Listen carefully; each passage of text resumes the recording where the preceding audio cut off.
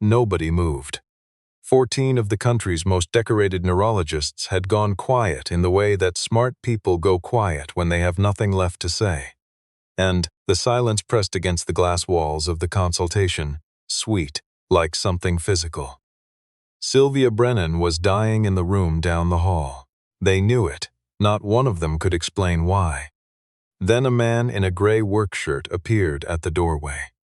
He carried a clipboard, not a medical chart. A pen was tucked behind his ear, and a smear of copper grease crossed the back of his left hand. He looked at the lead neurologist, Dr. Harold Sims, with the calm of a man who has already done the math and doesn't love the answer. "The room," he said quietly. "I need to talk to someone about the room she's in." The looks he received needed no translation. He said what he'd come to say anyway.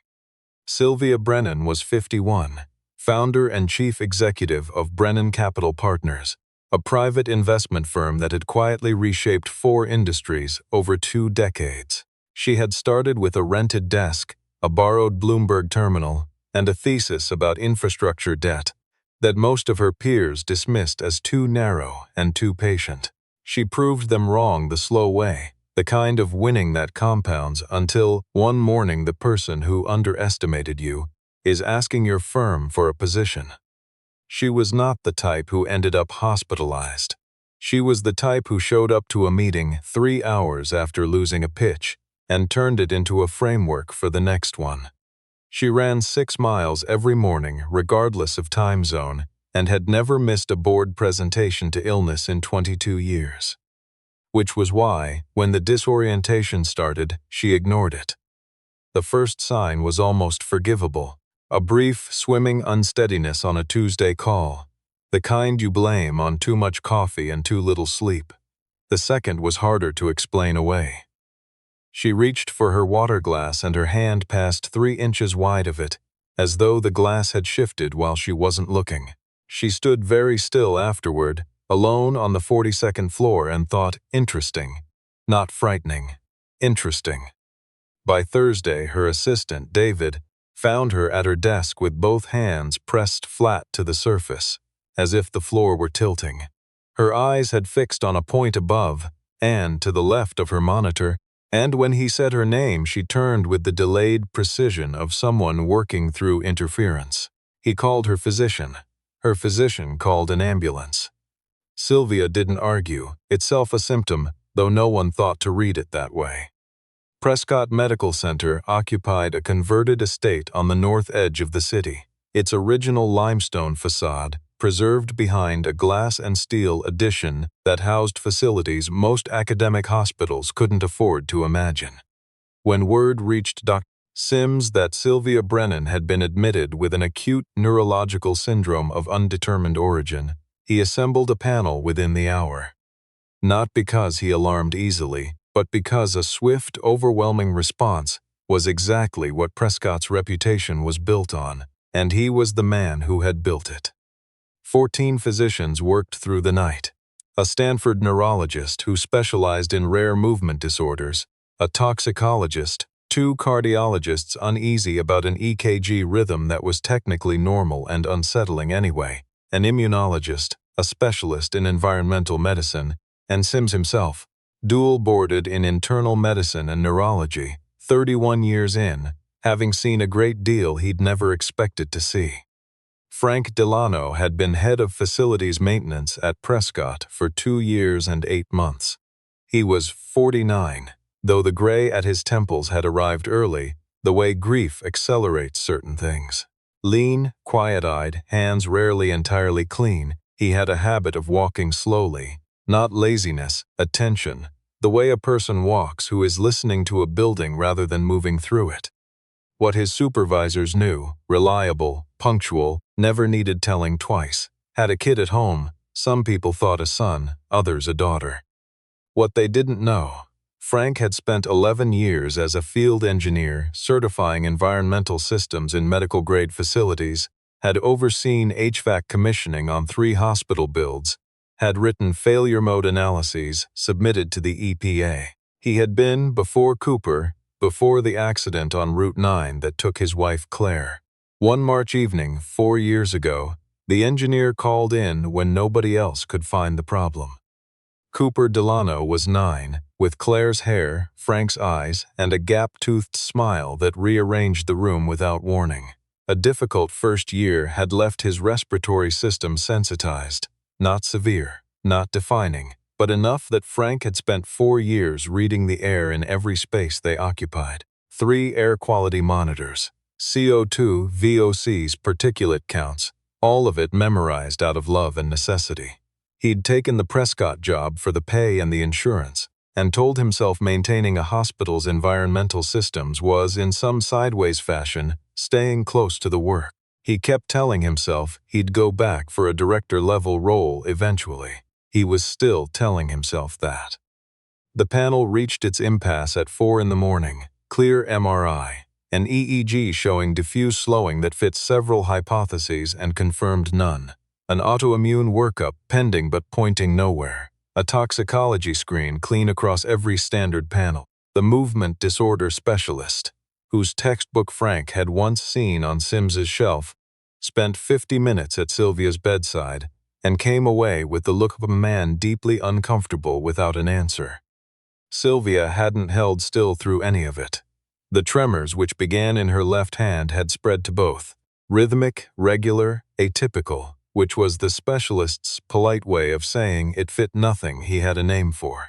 Her thoughts, she told the neurologist, felt like working through gauze. She knew the words she wanted and getting to them cost more than it should. She said it with the precise frustration of someone who had built an identity on the reliability of her own mind and found it, suddenly, unreliable. "We need to prepare the family for a difficult conversation," Sims told the panel. No one argued. Frank was on the 4th floor at 5:15, walking the building the way he did when he couldn't sleep. Not checking anything specific, just listening. Buildings had rhythms and small inconsistencies that only revealed themselves to people paying attention, and the hour before dawn was when a building was most honest. He slowed near the ICU window and saw Sylvia Brennan's hands first. The movement was cyclical, regular, not the jerking randomness of the movement disorder tremors he'd seen on this floor for 2 years, but patterned, almost mechanical. He watched for 2 full minutes, the way he watched anything he didn't yet understand. Then he looked at the room. Her ICU room sat at the end of the east corridor, renovated 8 months earlier, new flooring, new ceiling tiles, a new HVAC diffuser installation. Frank had started commissioning himself before being pulled off the project for 3 days when Cooper got sick. The contractor had signed off without him. Frank had always meant to go back and check the final documentation. He hadn't. He looked at the diffuser above her bed. Nothing that would show on a sensor reading or fail an inspection, just a faint, almost imperceptible deviation in the distribution pattern. The kind you only catch if you watch the ceiling long enough with the right attention, the way a slight current in still water eventually gives itself away in the drift of something floating on top. He thought about Cooper, about the apartment they'd lived in the year after Claire died. Before Frank found the problem, the headaches, the evening hand tremors that weren't severe enough to alarm a pediatrician, but were there, present, timed the same way each night. The fog behind Cooper's thoughts that worried Frank in a low, persistent way he couldn't name until he finally tore the walls open and found the deteriorated heat exchanger and the fractured flue liner leaking combustion byproducts into the living space. Low enough to dodge the alarm, steady enough to matter. Cooper was fine within a week of moving out. Frank looked at Sylvia's hands, at the diffuser, at the rhythm. He pushed his cart aside and went to find Dr. Sims. He found him in the corridor outside the consultation suite, coffee in hand, talking with the movement disorder specialist. Frank waited for the other physician to step away, then said, "Dr. Sims, I'm sorry to interrupt. Frank Delano, Facilities. I need to ask you something about the room Miss Brennan is in." Sims looked at him with the expression of a man at the far end of a long night being handed new information he hadn't budgeted for. "Mr. Delano." The tremors. I don't think they're neurological. I beg your pardon. The rhythm's too regular. Neurological tremors vary. These don't, and the diffuser above her bed is showing an off-distribution pattern. Frank kept his voice level, not deferential, not pushing. I think something's getting into that room. Something environmental. Something your sensors aren't calibrated to catch. Sims studied him. He was not an unkind man, but 31 years had built a careful hierarchy of trust, and Frank was currently standing outside it. The room's air quality has been monitored continuously. All readings are within normal parameters. What parameters? A longer pause. Standard hospital metrics, CO2, particulate humidity. What about VOCs, specifically the compound profile from the adhesive used in that flooring installation 8 months ago? Sims didn't answer right away, and this pause was different from the last one. Something in it had shifted. The east corridor was renovated, new LVT flooring. The spec called for a specific adhesive formulation. I got pulled off the project before the final install and never verified what the contractor actually used. Frank made himself slow down. Some adhesives in that category off-gas a compound called 2-ethyl-1-hexanol for the first 12 to 18 months. It's not on the standard panel. At low concentrations, in a sealed, climate-controlled room, it can accumulate over 36 to 48 hours to levels that. That's a significant claim, Sims said. His voice had changed, not belief yet, but no longer dismissal. I know.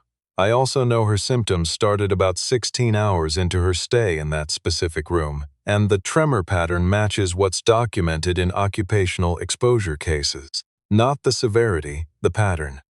The specialist had drifted back, coffee in hand, unreadable.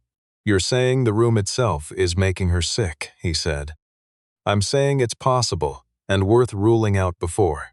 Frank stopped. He hadn't meant to finish that sentence. He finished it anyway. Before the window for reversibility closes. Sims was quiet for a long moment. How would you verify this? Move her.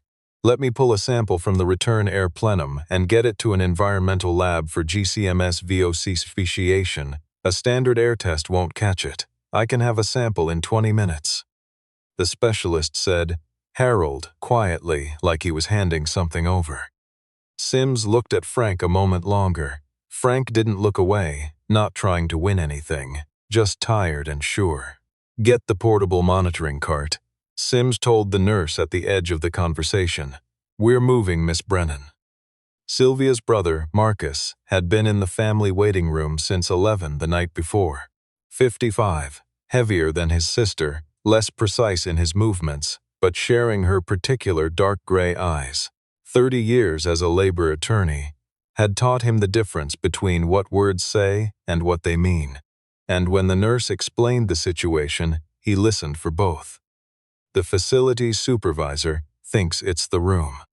He believes there may be an environmental factor that. Does Dr. Sims think he's right? Dr. Sims believes it warrants investigation. Marcus thought of Sylvia as a child, always 2 steps ahead. Hating nothing more than a problem she couldn't solve. He thought of her hands moving on the white sheet in that small, steady, inexplicable rhythm. Move her, he said. They moved Sylvia Brennan to a standard 3rd-floor recovery suite at 5:47 that morning. Frank walked alongside the transport team, unasked, watching the portable air monitor. Before they left the east corridor, he'd crawled into the ceiling space above the old room and pulled a sealed, labeled sample from the return plenum, ready for the lab as soon as it opened. Nobody told him to do any of it. Nobody told him to stop. The change wasn't dramatic. No monitors snapping to normal, no color flooding back in an instant. It was incremental, the small retreating steps of a body reconsidering, cautiously, whether the stress it had braced against was really still there. Within 40 minutes, the tremor in Sylvia's left hand had lost amplitude. By 7, her right hand was nearly still. By 9, she was asking for water in a voice still roughened but recognizably her own, clear, faintly impatient, precise about what it wanted. Sims stood at the foot of her bed and watched the monitor's report, for the first time in 36 hours, unreservedly good numbers, and said nothing for a while. The lab called at 2 that afternoon.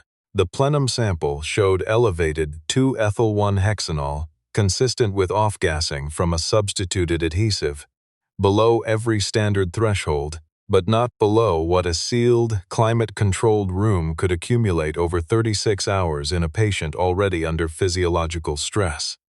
The facilities director met Frank in the corridor with the air of a man juggling several things to say at once. What came out was, the contractor substituted the adhesive on the East Corridor job. It's buried in the change order. I missed it. So did I, Frank said. They stood with that a moment. You figured it out anyway. Took me too long. She was in there 36 hours. She's going to be fine, Frank. Frank nodded and went back to the 3rd floor to finish what he'd started. Sims found him in the equipment room, a stack of commissioning records in his lap, a finger-tracing installation dates. Mr. Delano, the lab confirmed your hypothesis. A pause. I owe you an apology. You don't. I dismissed. You heard something you had no framework for. 5 in the morning, after a 9-hour diagnostic dead end. Frank set the paperwork aside. You still changed the room. That's the part that mattered. Sims was quiet then. How did you know? Not the technical part, the instinct. What made you look at the room instead of the patient? Frank considered the stack of records in his lap. My son Cooper. He's 9, sensitive respiratory system, which means I've spent 4 years paying close attention to every space he's in. The year after my wife died, we were living in an apartment with a failing heat exchanger. Subtle symptoms, nothing that tripped an alarm. But the pattern was, he stopped. He hadn't talked about this with anyone at Prescott. Hadn't talked about it much with anyone. It took me too long to find it. I keep that in mind now when I'm looking at spaces. You have an engineering background. Environmental systems, 11 years. Why did you leave? Something in Frank's expression settled, like a weight finding a surface. Cooper needed predictable. Home at the same time every day, school pickup, appointments that don't reschedule. Shift work at a clinical level doesn't allow that. He straightened the records. Facilities does. The regularity in her tremors, Sims said after a moment. That's what sent you to the room. A neurological tremor has variability. Hers was metronomic. Mechanical influence, not biological. The biology was responding to something external. Once I saw the pattern, I went looking for the source. The change order on the adhesive substitution. How did you have that in your head at 5 in the morning? I didn't. I knew the airflow off that diffuser looked wrong, and I knew I'd never finished the sign-off review on that corridor. The rest I worked out once I got into the ceiling space. He paused. I got lucky. It took 11 years of experience and 4 years of watching my son's lungs to get that lucky. But it was still luck. That distinction, Sims said, matters less than you'd think. Sylvia was sitting up when Frank came to her door that evening, reading glasses on, a document open on the tablet her assistant had brought. Someone badly frightened who had decided the correct response was to get back to work immediately. She looked up. She studied him the way she studied anything she was trying to understand. Not warm, not aggressive. Just a complete inventory before any conclusion. You're the one, she said. Frank Delano. Facilities. He stayed in the doorway, checking the HVAC's running right in here. The East Corridor issue has me going through every unit on the floor. She didn't look fully satisfied by the explanation. Dr. Sims told me what happened. He said you noticed the tremors, that you'd seen the pattern before. My brother said you argued for moving me when the doctors weren't sure, said you were very calm about it. There wasn't anything to gain from not being. She'd spent 30 years across negotiating tables, learning the difference between performed equanimity and the real thing. The man in her doorway had the real thing. You have a son, she said. Dr. Sims mentioned it. Cooper, 9. And what happened to him is what let you recognize what was happening to me. Frank checked the vent above her bed. Running correctly, he'd already confirmed it twice. He had some symptoms a few years back that turned out to be environmental. Took a while to figure out. Longer than it should have. I'm sorry. He's fine now. Better than fine. He's got a science project due Friday on the water cycle, and he's furious his teacher won't let him include a section on vapor pressure differentials. Sylvia made a sound that wasn't quite a laugh but was clearly related to one. And it seemed to surprise her as much as it did him. Get some rest, Frank said. Your color's back, but it's been a hard 36 hours. He was already several steps down the hall when she said his name. Thank you, Mr. Delano. She said it carefully. The way people speak when they know 2 words aren't enough, and use them anyway, because they're what's available. Frank nodded once and kept walking. The first consequence was institutional. 11 days after her discharge, Sylvia had her attorney file a notification with Prescott's board regarding the adhesive substitution, the incomplete commissioning review, and the monitoring gap that let a non-standard VOC compound accumulate in a sealed clinical space without tripping a single alarm. Not punitive, the focused efficiency of someone who had found a system's failure and intended to see it fixed. The contractor was ordered to audit every floor installation completed at Prescott in the prior 2 years. The monitoring protocol was rewritten to include quarterly GCMS VOC panels for sealed clinical spaces. Commissioning sign-off now required the head of facilities to personally review the final documentation on every project. Locks no exception. She also wrote Frank a letter. By hand, on personal stationery, slower than dictating, it would have been, because the pen made her choose each word deliberately instead of letting them arrive in a rush. She thanked him and said she knew the thanks were insufficient, and offered them anyway because the alternative was silence, and silence would have been dishonest. She wrote that she now understood, in a way she hadn't expected to, that the person who sees the problem isn't always the one with the most credentials, and that she'd spent 20 years in rooms deciding who was worth listening to, and wasn't entirely comfortable with the conclusions that record now suggested about her. 2 more paragraphs followed.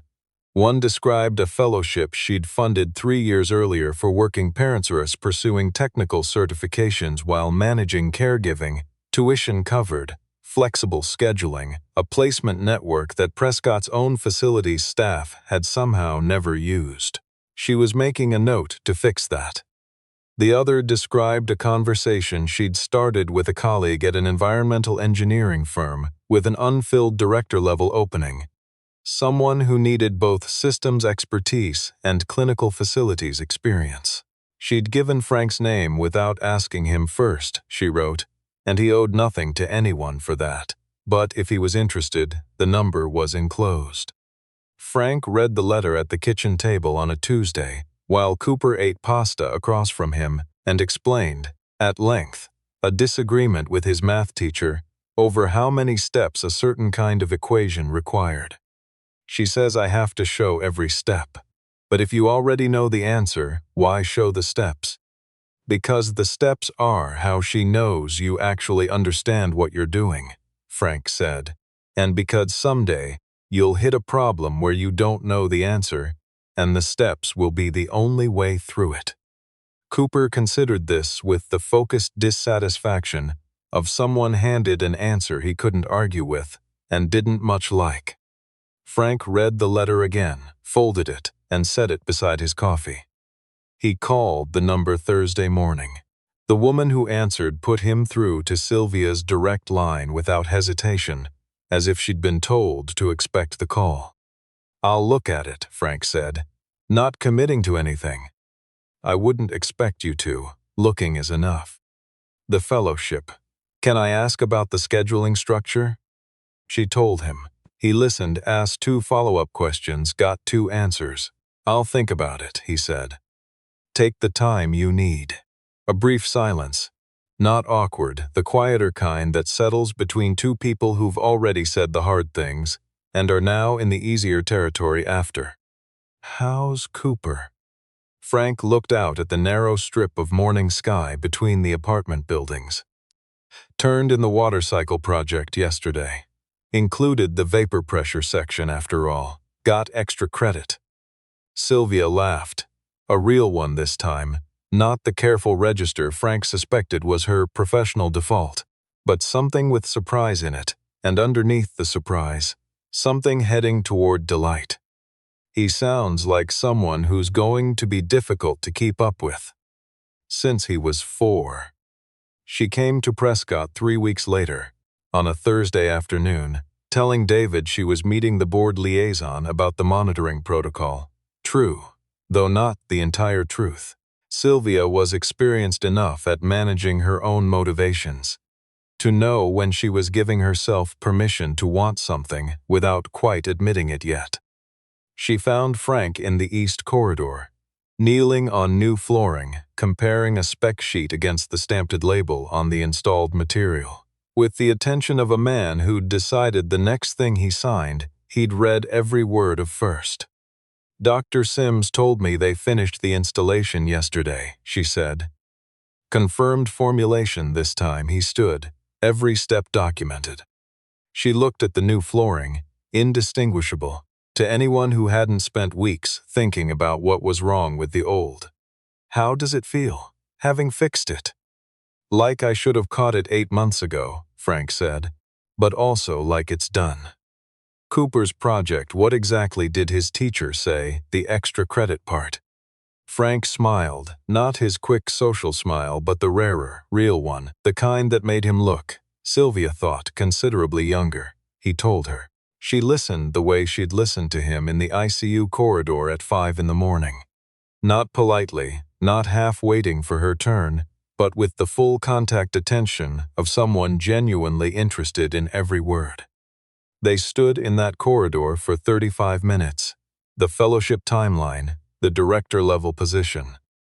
Something Cooper had said on the drive to school that Frank couldn't quite stop thinking about. A problem in an infrastructure investment that kept revealing complexity.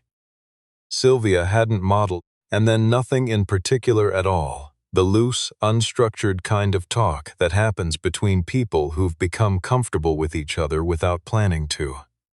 She hadn't meant to stay past 4. By 4:15 she found she didn't want to leave. On a Saturday in late spring, Frank took Cooper to a farmer's market. Something they did every few weeks when the weather cooperated, and Frank could talk him into the walk. Cooper liked the honey vendors, the bread vendors, and lately a stand selling heirloom tomatoes in colors he considered scientifically improbable. Frank was examining the tomatoes when Cooper stopped walking. Sylvia Brennan was approaching from the other direction, in a coat Frank hadn't seen before, a small paper bag in hand, looking mildly startled to have been recognized somewhere she hadn't expected to be. "Hi," Cooper said. "Hi." Cooper looked between them, performing the rapid, unfiltered read of a 9-year-old with a lot of practice sizing up adults. "Are you the lady my dad helped at the hospital?" "Cooper." "She is, isn't she?" Sylvia crouched to his eye level, not something many adults bothered with, and Cooper registered it instantly. "I am. Your dad noticed something nobody else did. It mattered a great deal. Because of the air. Because of the air. He taught me how to read our monitor at home. He says people don't pay attention to air because they can't see it, but that just means it can do a lot before you notice." He's right. "I know." Cooper glanced at the tomatoes. "Dad, that one's purple. Why's that one purple?" Frank looked at Sylvia over his son's head. She looked back with something warm in her expression and something quieter underneath it. The kind of thing a person recognizes only once they're most of the way toward it. They spent an hour at the market. Cooper explained tomatoes to Sylvia at length. She asked follow-up questions that were both genuine and well-informed, which impressed him considerably. Frank carried the bags and watched his son talk to another person with total unself-consciousness, and thought about Claire, not with grief exactly, though grief was still in there somewhere, but with the layered awareness of a man carrying a loss and still moving forward, who has come to understand those aren't mutually exclusive. At the edge of the market, Sylvia touched Cooper's shoulder and told him the purple variety was called Cherokee Purple, cultivated since at least the 1890s, which Cooper filed away to verify independently. "Same time next week?" she said to Frank. He looked at the morning, the market, Cooper still angling for one more look at the tomato display, the ordinary weekend light falling over all of it, without any particular drama. "Same time," he said. She walked off the way she'd come, and Frank watched her go with the feeling of a man who'd spent 4 years carrying everything be himself, and had just, without quite noticing when, let someone start walking alongside him. The weight hadn't disappeared. It was just, in the morning light, differently distributed. Cooper tugged his sleeve. "Dad," she asked good questions. She did. "Is she your friend?" Frank thought about it. "I think so. I'm working on it." Cooper seemed to find that reasonable, and turned back to the tomatoes, satisfied. Frank stood in the spring morning and breathed in the market smell. Cut flowers, bread, pavement still damp from the overnight rain, and felt, for the first time in longer than he could place, that he was standing somewhere clean, where nothing was coming to harm them, and that the person who needed him most was 3 feet away and perfectly fine.